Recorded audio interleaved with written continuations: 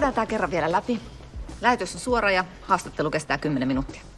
Sen kysymyslistanhan mä sulle jo annoinkin. Mä en voi kommentoida mitään yksittäistapausta. Kyse on useasta tapauksesta. No, mutta mähän en voi mitenkään tietää, että mikä siellä kussakin tapauksessa on ollut taustalla. Pitääkö tää paikkansa?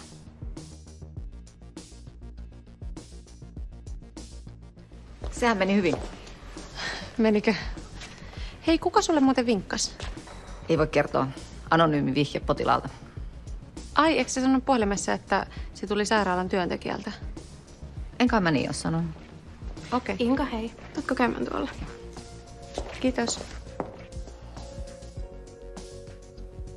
You okay? Never better.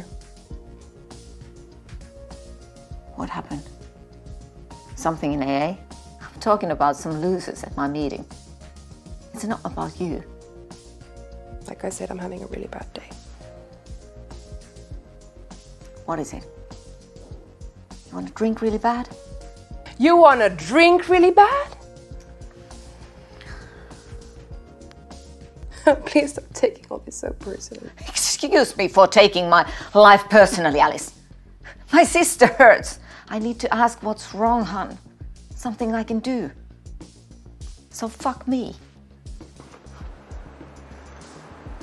Mä rakastun. Ai mitä? Mä rakastun toiseen. Muutan se Danielan kanssa yhteen.